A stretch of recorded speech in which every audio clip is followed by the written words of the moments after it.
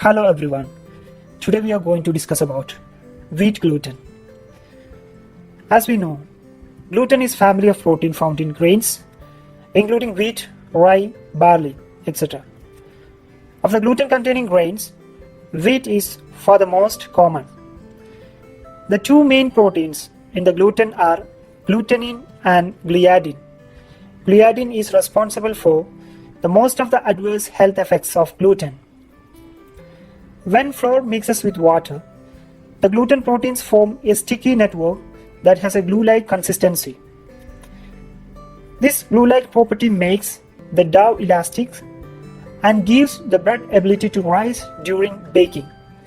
It also provides a chewy, satisfying texture.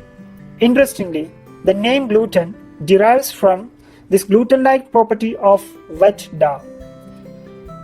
Due to this glue plastic-like structure, nowadays several false videos going on social media that creating misconception that some wheat flour contains plastic-like material when they wash flour in water. All this false claiming is due to the lack of knowledge about wheat gluten. Now let's see what's gluten-free diet. According to FDA, the food that are labeled as gluten-free must have lower than 20 ppm of gluten.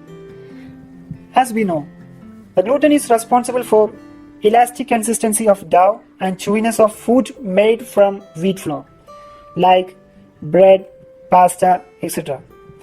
Some people will cause wheat allergy and celiac disease.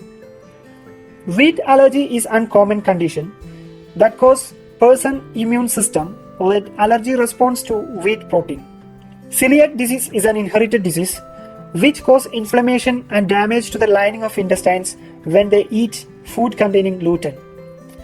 This impairs belly function and leading to belly pain, bloating and gas trouble, diarrhea, weight loss, etc. Some untreatable celiac disease may cause certain type of cancer. In US, celiac disease present in 1 of every 100 to 200%. The most effective treatment of celiac disease is gluten-free diet, which help to heal intestinal damage. Now let's see what's the term wet gluten and gluten index. A wet gluten content is determined by washing flour of ground wheat sample with salt solution of approximate 2 to 2.5% to remove the starch and other soluble from the sample. The residue remaining after washing is wet gluten. Then let's see what's gluten index. By centrifuging gluten obtained after washing through a small sieve of cuvette, the percentage remaining on the sieve referred to as gluten index. Gluten index is the indication of gluten strength. A high gluten strength indicates strong gluten. Now let's go to the analysis.